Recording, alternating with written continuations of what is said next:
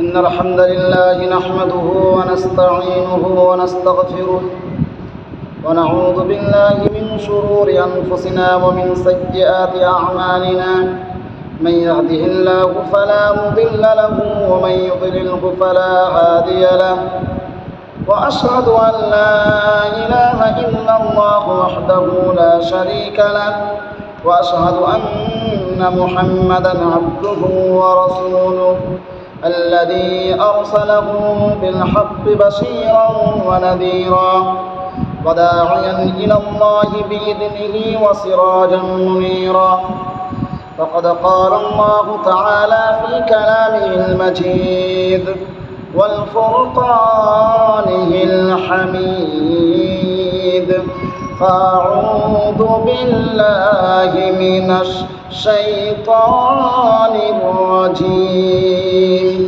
بسم الله الرحمن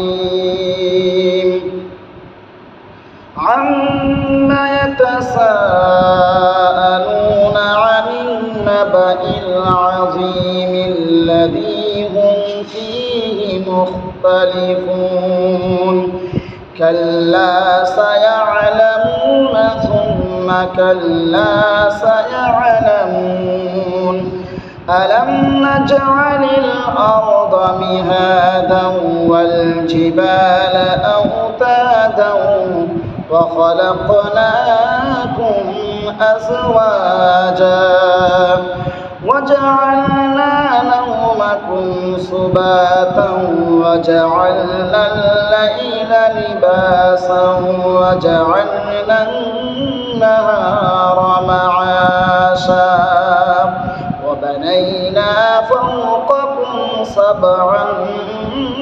شدادا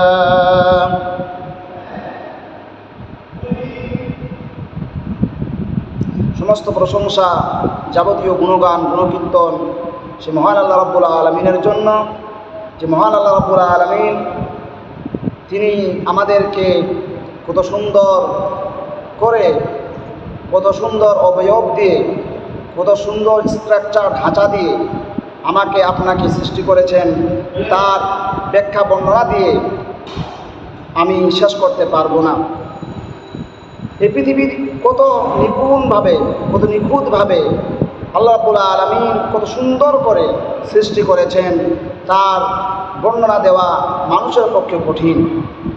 তারপরে আকাশের উপরে, জমিনের উপরে, আমাদের মাথার উপরে সপ্তম আকাশ, একটার পর একটা। তারপরে সেই আকাশকে সুসজ্জিত করেছেন তারকারাজি দিয়ে, সূর্য দিয়ে এবং চাঁদ দ্বারা সেই আকাশকে তিনি কত সুন্দরভাবে সুসজ্জিত করেছেন। সেই মহান আল্লাহ রাব্বুল আলামিনের প্রশংসা। আল্লাহ রাব্বুল আলামিন এইসব রহমত নিয়ামত তো দিয়েছেন, কিন্তু এসব নিয়ামতের মধ্যে সবথেকে বড় মানুষ জাতির জন্য বড় নিয়ামত রহমত হলো তিনি আখির জামানার নবী, পয়গম্বর, শেষ নবী, বিশ্বনবী জনাব মুহাম্মদুর রাসূলুল্লাহ সাল্লাল্লাহু আলাইহি সাল্লামকে প্রেরণ করে সবথেকে বড় আমাদের উপর তিনি নিয়ামত অনুগ্রহ করেছেন। তাই সেই শেষ নবীর উপর সহস্র দরুদ ও শান্তির ধারা বর্ষিত হোক। আল্লাহুম্মা সাল্লি আলাইহি, আল্লাহুম্মা বারিক আলাইহি। প্রিয় বন্ধুগণ, আজকে আমি সূরা নাবা থেকে কয়েকটি আয়াত আপনাদের সম্মুখে পরিবেশন করলাম। এই সূরা নাবা, যেটা মক্কায় অবতীর্ণ হয়েছে, মক্কি সূরা, এই সূরাতে আল্লাহ রাব্বুল আলামিন প্রথমে তো কিয়ামত সম্পর্কে, যে কাফিরেরা, অবিশ্বাসীরা কিয়ামতকে যে অস্বীকার করে, মানে কিয়ামতকে অস্বীকারীরা, তাদের যে প্রশ্ন, তাদের প্রশ্নের জবাব দিয়েছেন এবং তিনি এটা প্রমাণ করতে চেয়েছেন তার নিদর্শনগুলো সামনে রেখে, তার নিদর্শনগুলোর কথাগুলোকে সামনে রেখে কিয়ামত সম্পর্কে অবিশ্বাসকারীদেরকে তিনি বুঝাতে চেয়েছেন যে এগুলো যদি আমি করতে পারি তাহলে আমি তোমাদেরকে পুনরায় আবার কেন সৃষ্টি করতে পারবো না, আবার সেই এমন একটা দিন কেন আমি তোমাদের জন্য উপস্থাপন করতে পারবো না, আমি সব কিছুর উপর ক্ষমতাবান। আল্লাহ রাব্বুল আলামিন এই সূরাতে সব কথাগুলো তিনি বলেছেন। যেমন আল্লাহ রাব্বুল আলামিন বিশ্বনবী জনাব মুহাম্মদ রাসূলুল্লাহ সাল্লাল্লাহু আলাইহি ওয়াসাল্লাম যখন নবী হয়ে গেলেন এবং মানুষদেরকে সতর্ক করতে লাগলেন যে তোমরা দুনিয়াতে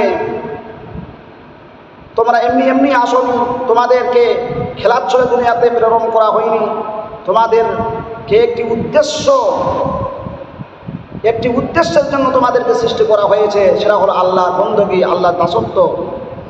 সেই দাসত্বে যদি তোমরা কমতি করো তাহলে তোমাদের একদিন এই অবহেলার, এই গাফিলতির, এই সুস্থির কাহিনীর একদিন হিসাব তোমাদেরকে দিতে হবে। সেই দিনটা হলো কিয়ামত। আর সেই কিয়ামত আল্লাহ রাব্বুল আলামিন তোমাদেরকে আবার পুনরায় তোমাদেরকে এবং তোমাদের পূর্বে যত মানব গোষ্ঠী অতিবাহিত হয়ে গেছে এবং কিয়ামত পর্যন্ত, শেষ দিন পর্যন্ত যত মানব আসবে সবাইকে একত্রিত করে তাদের সমস্ত জীবনের একটি সেকেন্ডের পুঙ্খানুপুঙ্খভাবে হিসাব নেবেন আমলে। তো সেই সময়কার মক্কার মুশরিকদেরকে এসব কথাগুলো খুব আশ্চর্য লাগতো, এটা কিভাবে হতে পারে? মানুষ যখন মরে যাবে, মরে গিয়ে যখন তার মাংস হাড় সব পচে গলে যাবে, তো কীভাবে পুনরায় আবার সে সৃষ্টি হতে পারে? তো তারা এই জন্য একে অপরকে, যখন আল্লাহ নবী সাল্লাল্লাহু আলাইহি ওয়াসাল্লাম কিয়ামতের ব্যাপারে বলতেন, তো একে অপরকে তারা প্রশ্ন করত। আল্লাহ রাব্বুল আলামিন কোরআন মাজিদের মধ্যে বলেছেন, আম্মা ইয়াতাসাআলুন। এই জনপদের অধিবাসীরা, মানে মক্কার অধিবাসীরা, তারা কোন বিষয়টি সম্পর্কে একে অপরকে জিজ্ঞেস করছে? আনিন নাবাইল আযীম। তারা কি সেই মহাসংবাদের ব্যাপারেই একে অপরকে জিজ্ঞাসাবাদ করছে? মানে সেই কিয়ামত সম্পর্কেই কি তারা জিজ্ঞাসাবাদ করছে? আল্লাহ রাব্বুল আলামিন তারপরে বলেন, কাল্লা সায়ালামুন। যেই কিয়ামত সম্পর্কে তারা একে অপরকে জিজ্ঞাসা করছে এবং সন্দেহ করছে এমন একটি বিষয়ে যাতে তারা নিজেরাও কোনো ঐক্যমত পোষণ করে না, সুম্মা কাল্লা সায়ালামুন। কিন্তু এরা তো অচিরেই সঠিক ঘটনা জানতে পারবে। আবারও তোমরা শুনে রাখো, কিয়ামত আসবেই এবং অতি সত্বরই তারা এ সম্পর্কে জানতে পারবে। আমার বন্ধুগণ, আমি যেমন বললাম যে এই সূরাতে আল্লাহ রাব্বুল আলামিন একথা আলোচনা করেছেন যে এই পৃথিবী একদিন ধ্বংস হয়ে যাবে এবং শুরু থেকে শেষ পর্যন্ত সমস্ত মানুষকে জীবিত করে তাদের কর্মের হিসাব গ্রহণ করা হবে। রাসূল যখন একথা তদানীন্তন মানুষগুলোর সামনে পেশ করেছিলেন, তখন তারা গভীর বিস্ময়ের সাথে এ সংবাদ শুনত। আর মানুষের স্বভাব হলো, কোনো বিষয়ে যখন তাদের ভেতরে বিস্ময় সৃষ্টি করে তখন তা নিয়ে আলাপ আলোচনায় মশগুল হয়ে পড়ে। মক্কার অধিবাসীদের অবস্থাও তদ্রূপ ছিল। কিয়ামতের বিষয়টিও তাদের ভেতরে আলোড়ন সৃষ্টি করেছিল। তাদের পরস্পরের সাথে সাক্ষাৎ হলেই তারা রাসূলের বলা কিয়ামতের বিষয়টি নিয়ে আলোচনা করত। এখানে একটি প্রশ্ন জাগে, কিয়ামত ঘটবে এ সংবাদ কি তারা ইতপূর্বে কোনো নবী রাসূলের মুখে কখনো শোনেনি? রাসূলুল্লাহ সাল্লাল্লাহু আলাইহি ওয়াসাল্লামের আগে, কেননা মুহাম্মদ রাসূলুল্লাহ সাল্লাল্লাহু আলাইহি ওয়াসাল্লামের আগে পূর্বে যত নবী রাসূল এসেছিলেন তারা সবাই তো কিয়ামতের বিষয়ে তাদের অনুসারীদেরকে অবগত করেছিলেন। সুতরাং পূর্ব থেকে তো কিয়ামতের বিষয়টি সে সমাজে প্রচলিত থাকার কথা। এ প্রশ্নের উত্তর হলো, ইতিহাস বলে বিশ্বনবীর আগমনের পূর্বে সে সমাজে প্রায় 2500 বছর পর্যন্ত কোনো নবী রসুলের আগমন ঘটেনি।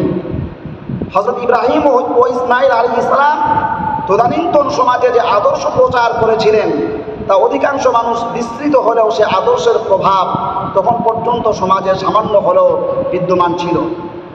যে কাবাঘর হযরত ইব্রাহিম আলাইহিস সালাম তার সন্তান ও আল্লাহর নবী হযরত ইসমাঈল আলাইহিস সালামকে সাথে করে পুনর্নির্মাণ করেন, সেই কাবাঘরের মাথায় পৈতৃকগণ মূর্তি স্থাপন করে। তাওহীদের অমীয় আদর্শ পৈতৃকতার ঘৃণ্য আবরণে ঢাকা পড়ে যায়। এক সময়ে তাওহীদের প্রজ্বলিত আলোক শিখা গোটা আরবকে আলোকিত করেছিল। সে আলোক শিখা জোনাকির আলোর নিয়ে টিম টিম করে জ্বলতে থাকে। মুশরিকদের শত অপচেষ্টাতেও তাওহীদের শিখা নির্বাপিত হয়নি। তদানীন্তন সমাজের কিছু সচেতন সতর্ক দৃষ্টির অধিকারী সন্ধিৎসু মানুষ ছিলেন, যারা মনে প্রাণে মূর্তি পূজা ঘৃণা করতেন। কালের মহাস্রোতে এই শ্রেণীর মানুষ বিলুপ্ত হয়ে যায়নি। বিশ্বনবী সাল্লাল্লাহু আলাইহি সাল্লাম যে সময় ইসলামী দাওয়াতের কাজ শুরু করেছিলেন, সে সময় পর্যন্ত তাদের অস্তিত্ব ছিল। হযরত ইব্রাহিম আলাইহিস সালামের আদর্শের অনুসারী বা নির্ভেজাল তাওহীদের অনুসন্ধানকারীদেরকে সে সময়ে হানিফি বলা হতো। গোটা আরবে মূর্তি পূজার প্লাবন বয়ে গেল। এক শ্রেণীর মানুষের অস্তিত্ব সেখানে ছিল, যারা মূর্তিকে সমস্ত অন্তর দিয়ে যে শুধুই ঘৃণাই করত তা নয়, বিরোধিতাও করত। প্রতি বছরের শেষে মূর্তি পূজকরা মূর্তির সমাবেশ ঘটাত। এই ধরনের এক সমাবেশে যায়েদ ইবনে আমর, ওয়ারাকা ইবনে নওফাল, ওসমান ইবনে হাওয়াইরিস, আব্দুল্লাহ ইবনে জাহাশ প্রমুখ বিখ্যাত নেতৃবৃন্দ উপস্থিত ছিলেন। কুরাইশ গোত্রের সম্মানিত ব্যক্তি ছিলেন তারা। ওসমান ছিলেন আব্দুল উজ্জার নাতি, আব্দুল্লাহ ছিলেন হযরত হামজার ভাইয়ের সন্তান, জায়েদ ছিলেন হযরত ওমরের চাচা, আর ওয়ারাকা ছিলেন হযরত খাদিজা রাদিয়াল্লাহু তাআলা আনহার চাচাতো ভাই। মূর্তির সমাবেশে তারা অজস্র মূর্তির দিকে তাকিয়েছিলেন। এ সময় হঠাৎ করেই তাদের মনের জগতে গুঞ্জন আরম্ভ হলো, আমরা কেন নিষ্প্রাণ পাথরের সামনে নিজেদের মাথা নত করি?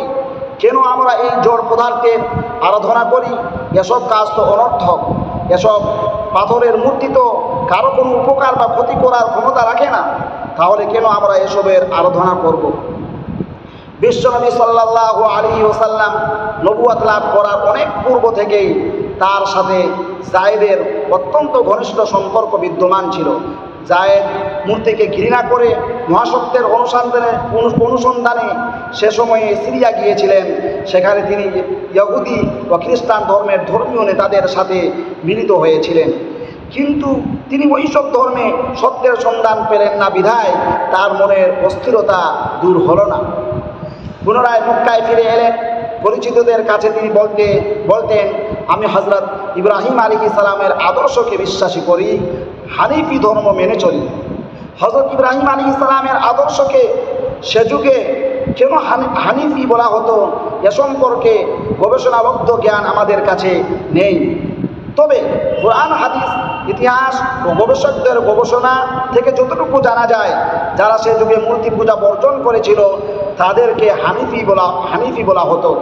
পবিত্র কোরআনেও এই হানিফি শব্দের ব্যবহার দেখতে পাওয়া যায়।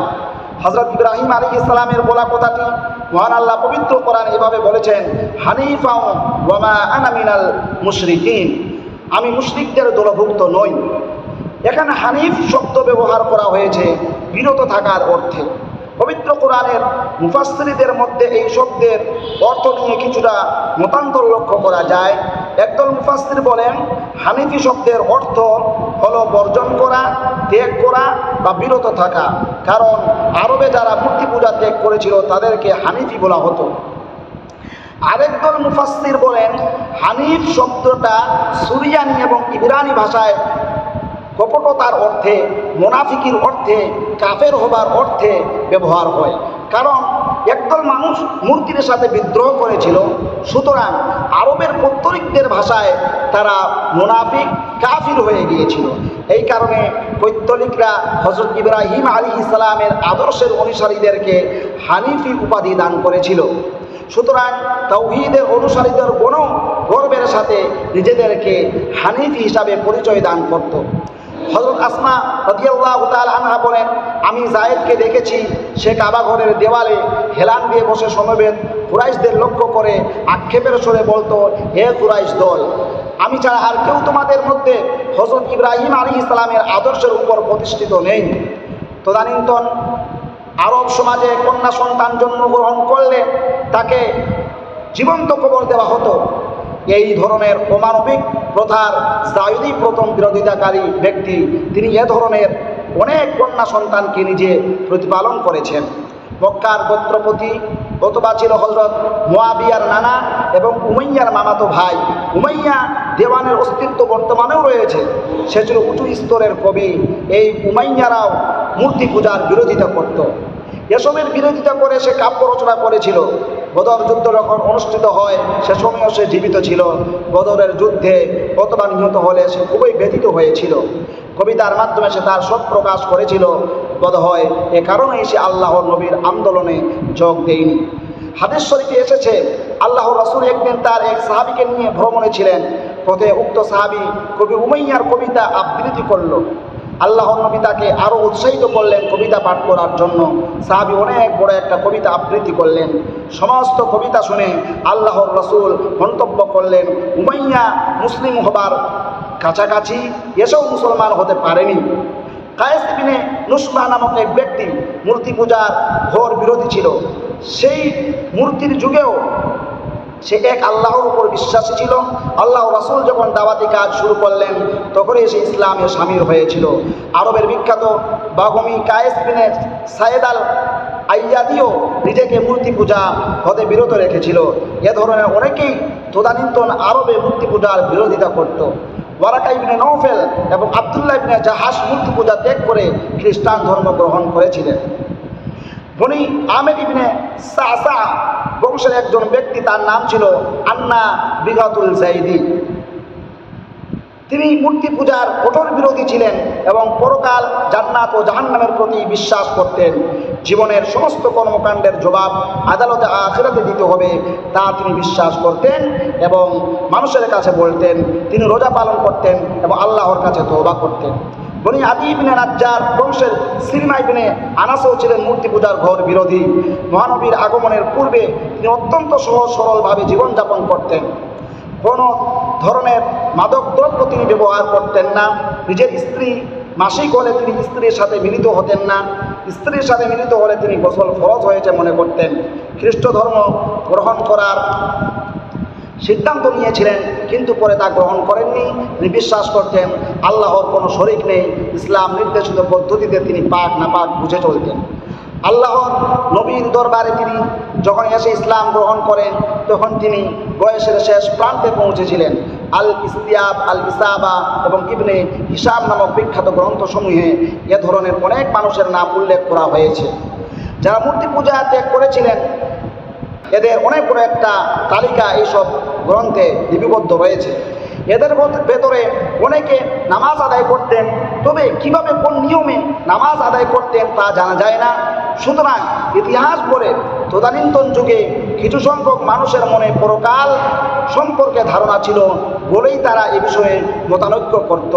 একথার সমর্থন পাওয়া যায় এ সূরার ৩য় আয়াতে মুখতালিফুন শব্দ ব্যবহারের মাধ্যমে। যেমন কোরআনে এসেছে, আনিন নাবাইল আযীম আল্লাযী হুম ফীহি মুখতালিফুন। তারা কি সেই মহাসংবাদের ব্যাপারেই একে অপরকে জিজ্ঞাসাবাদ করছে, মানে সেই কিয়ামতের ব্যাপারে এমন একটি বিষয়ে যাতে তারা নিজেরাও কোনো ঐকমত্য পোষণ করে না।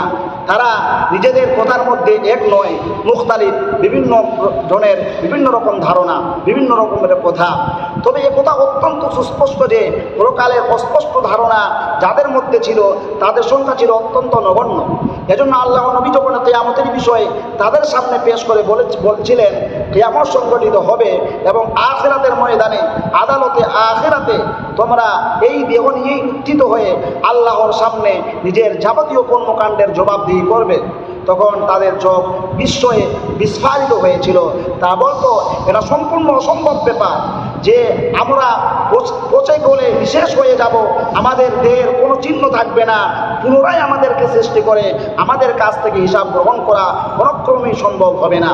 বিষয়টি সম্পর্কে আরও বিস্তারিত জানতে হলে আপনারা তাফসির গ্রন্থগুলো পাঠ করতে পারেন, তাফসির গ্রন্থগুলো আপনারা স্টাডি করতে পারেন। এ সম্পর্কে আরও বিস্তারিত আপনারা জানতে পারবেন। এই সূরার দ্বিতীয় আয়াতে কিয়ামতের বিষয়টি উল্লেখ করতে গিয়ে আনিন নাবাইল আজিম শব্দ ব্যবহার করা হয়েছে। এর অর্থ হলো মহাসংবাদ বা বড় খবর। একথা দ্বারা কিয়ামতকে বোঝানো হয়েছে। প্রশ্ন হলো কিয়ামতের বিষয়টিকে কেন মহাসংবাদ বলা হলো? এ প্রশ্নের উত্তর হলো এই বিশাল পৃথিবী এবং এর অভ্যন্তরের সাগর মহাসাগর, গগনচুম্বী পাহাড় পর্বত, দূর নীলিমায় অবস্থিত নীহারিকা পুঞ্জ, গ্রহ উপগ্রহ, গ্যালাক্সি সমূহ নিমেষে ধ্বংস স্তূপে পরিণত হবে। পৃথিবীর প্রথম মানুষ থেকে শুরু করে শেষ মানুষটি পর্যন্ত অসংখ্য মানুষ আল্লাহর আদালতের দিকে দৌড়াতে থাকবে। এই অকল্পনীয় বিষয়টি অচিরেই চরম বাস্তবে মানুষ এটা পরিলক্ষিত করবে বা বাস্তবে পরিণত হবে। এজন্য এটাকে মহাসংবাদ হিসাবে উল্লেখ করা হয়েছে। বর্তমান পৃথিবীর মানুষগুলো যদি সংবাদ মাধ্যমে শোনে যে আটলান্টিক মহাসাগর হঠাৎ করে ছোট্ট একটি ডোবায় পরিণত হয়েছে, সেই অসম্ভব সংবাদটি যেমন বর্তমান জগতের মানুষের কাছে একটি অকল্পনীয় মহাসংবাদে পরিণত হবে, তেমনি সে যুগের মানুষের কাছেও কিয়ামতের বিষয়টি এক মহাসংবাদে পরিণত হয়েছিল। এই বিষয়টি তাদেরকে এতটাই আলোড়িত করেছিল যে একে অপরের সাথে দেখা হলেই তারা কিয়ামতের বিষয়টি নিয়ে আলোচনা করত এবং বিষয়টি ঘটবে কি ঘটবে না তার সম্ভাব্যতা নিয়ে মতভেদ করত। আল্লাহ রাব্বুল আলামিন তাদের এই মতভেদের জবাব দিয়েছেন কি সুন্দরভাবে। তাদের প্রশ্নের, তাদের সন্দেহের, তাদের ইখতিলাফের, তাদের ভিন্নতার জবাব কি সুন্দরভাবে তিনি দিয়েছেন। আল্লাহ রাব্বুল আলামিন কোরআনে মাজিদে বলেন, وقالوا أإذا كنا عظاما ورفاتا أإنا لمبعوثون خلقا جديدا। কাফিররা বলে, অবিশ্বাসীরা বলে, আমরা যখন শুধুমাত্র হাড় ও মাটি হয়ে যাব তখন কি আমাদের পুনরায় নতুনভাবে সৃষ্টি করে উঠানো হবে? তাদের এই প্রশ্নের জবাবে আল্লাহ রাব্বুল আলামিন তার রাসূলকে বলতে বললেন, কুল কুনু হিজারাতান আও হাদিদা, এদেরকে বলে দাও তোমরা পাথর বা লোহাও হয়ে যাও অথবা তার চাইতেও বেশি কঠিন কোনো জিনিস হয়ে যাও, যার অবস্থান তোমাদের ধারণার জীবন শক্তি লাভ করার বহু দূরে, তবুও তোমাদের গঠানো হবেই। তারা নিশ্চয়ই জিজ্ঞেস করবে, ফাসায়াকুলুনা মান ইউঈদুনা, তারা বলবে কে আমাদের আবার জীবনের দিকে ফিরিয়ে আনবে? জবাবে বলো, কুলিল্লাযী ফাতারাকুম আউওয়ালা মাররাহ, তিনি যিনি প্রথমবার তোমাদের সৃষ্টি করেন। ফাসায়ুনগিদুনা ইলাইকা রুউসাহুম, যখন তুমি তাদের এই কথার জবাব এটা দেবে যে যিনি প্রথমবার তোমাদেরকে সৃষ্টি করেছেন, তারা মাথা নেড়ে নেড়ে জিজ্ঞেস করবে, আচ্ছা তাহলে এটা কবে হবে? ওয়ায়াকুলুনা মাতাহু, এটা কবে হবে? কুল আসা আইয়াকুনা করিবা, তুমি বলে দাও অবাক হবার কিছুই নেই, সে সময়টা হয়তো নিকটেই এসে যাবে, অতি শীঘ্রই সেটা ঘটে যাবে। এই আয়াতে সূরা ইসরার এই আয়াতগুলোতে একটা শব্দ এসেছে, ফাসায়ুনগিদুনা, ইনগাদ শব্দ ব্যবহার করা হয়েছে, যার অর্থ হলো বিদ্রুপ বা বিস্ময়ের ভঙ্গিতে মাথা ওপর নিচু করা, এভাবে আচ্ছা এইভাবে ঝুঁকানো, এভাবে তারা মাথা ঝুঁকিয়ে রাসূলের সাথে কিয়ামতের বিষয়টি নিয়ে বিদ্রুপ করত। শুধু তাই নয়, কিয়ামত হবে কি হবে না এবং হলেও তার ধরনটা কেমন হবে এসব নিয়েও তারা পরস্পরে মতানৈক্য করত। এজন্য এই সূরার দ্বিতীয় আয়াতে আল্লাহ বলেছেন এ বিষয়ে তারা বিভিন্ন ধরনের উক্তিতে লিপ্ত। মূল শব্দ ব্যবহার করা হয়েছে মুখতালিফুন, এই শব্দটি এসেছে ইখতিলাফুন শব্দ থেকে। মুখতালিফুন শব্দের অর্থ হলো মতভেদ সৃষ্টিকারীগণ, বিভিন্ন প্রকার বা পৃথক পৃথক, অর্থাৎ তারা এ ব্যাপারে নানা ধরনের মতামত ব্যক্ত করত। বিশ্বজাহানের শেষ পরিণতি কি হবে সে সম্পর্কে তারা কোনো সর্বসম্মত বিশ্বাসী ছিল না। বিষয়টিকে কেন্দ্র করে তাদের অবস্থা ছিল নানা মুনির নানা মতো এর মতো।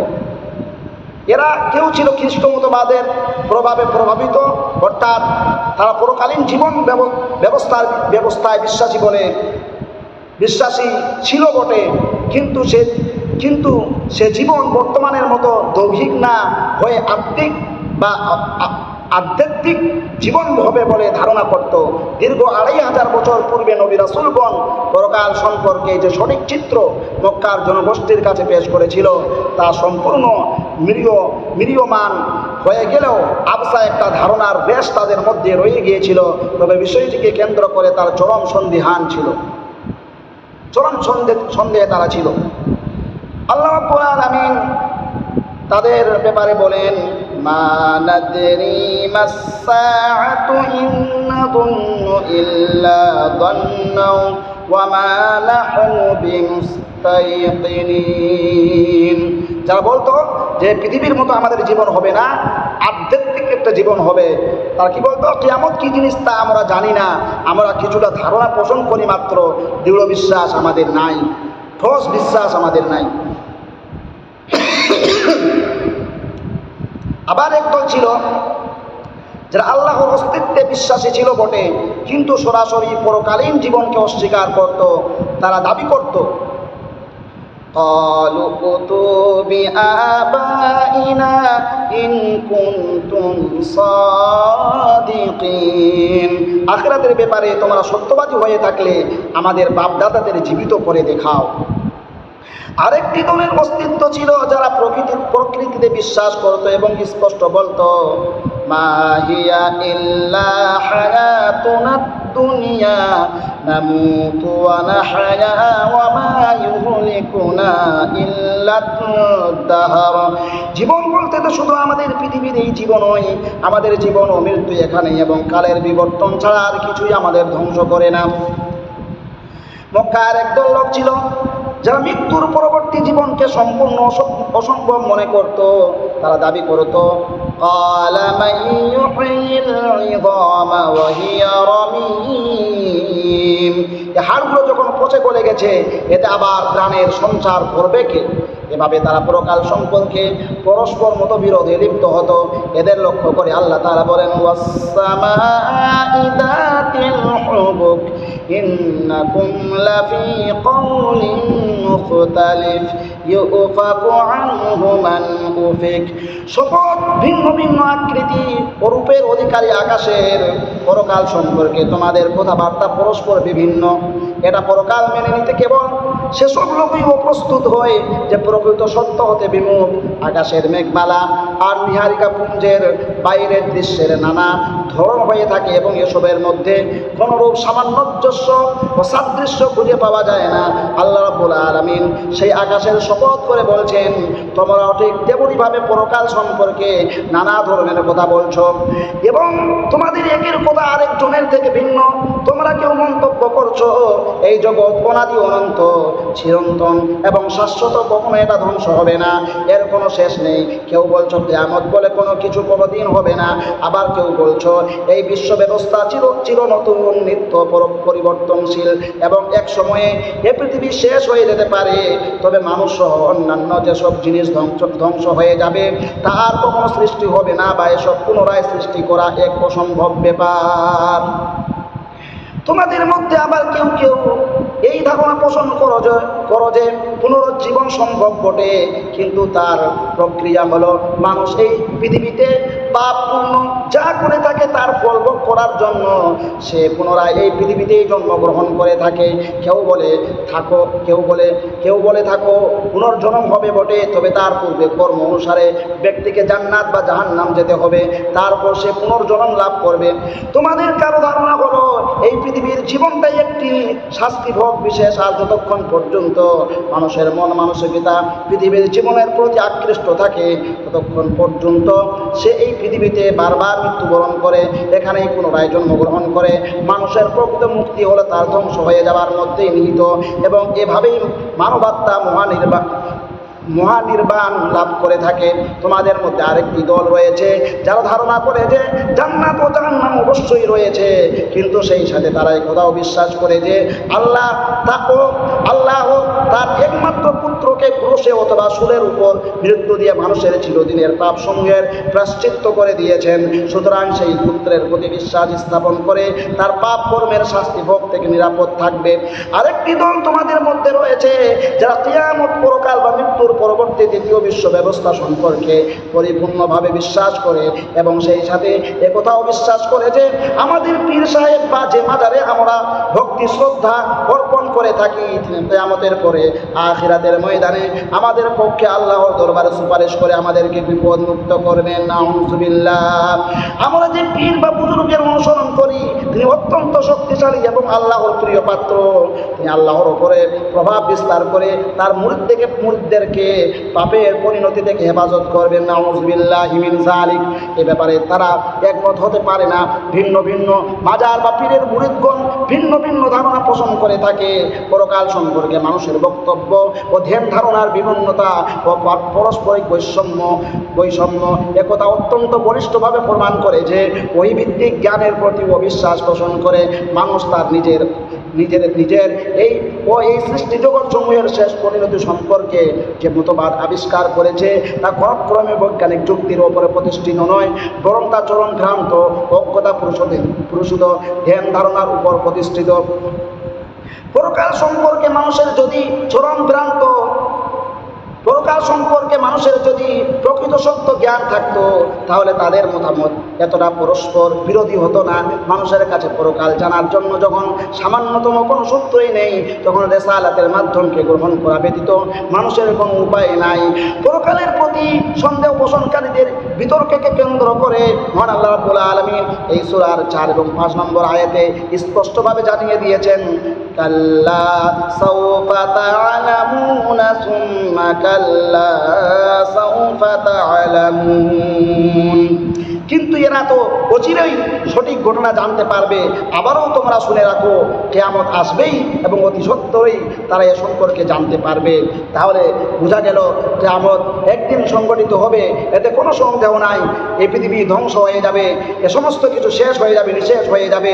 ক্রমাগতভাবে পৃথিবী ধ্বংসের দিকে এগিয়ে যাচ্ছে, আর আমরা অবহেলা আর গাফিলতের মধ্যে পড়ে আছি, ধোঁকার মধ্যে পড়ে আছি, এই দুনিয়ার মোহের মধ্যে পড়ে আছি।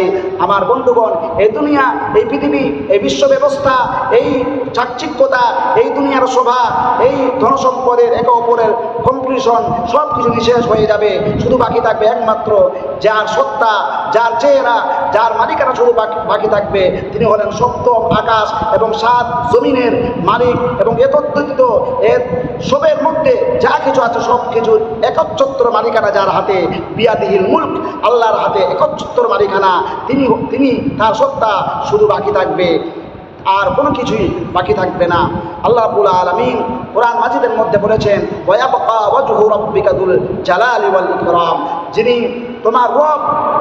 তোমার রবের সত্তা শুধু বাকি থাকবে, আর কুল্লু মান আলাইহা ফান, সব কিছু ধ্বংস হয়ে যাবে, নিঃশেষ হয়ে যাবে। দুনিয়ার শেষ দিনটা অবশ্যই আসবে, সেটা সংগঠিত হবেই হবে।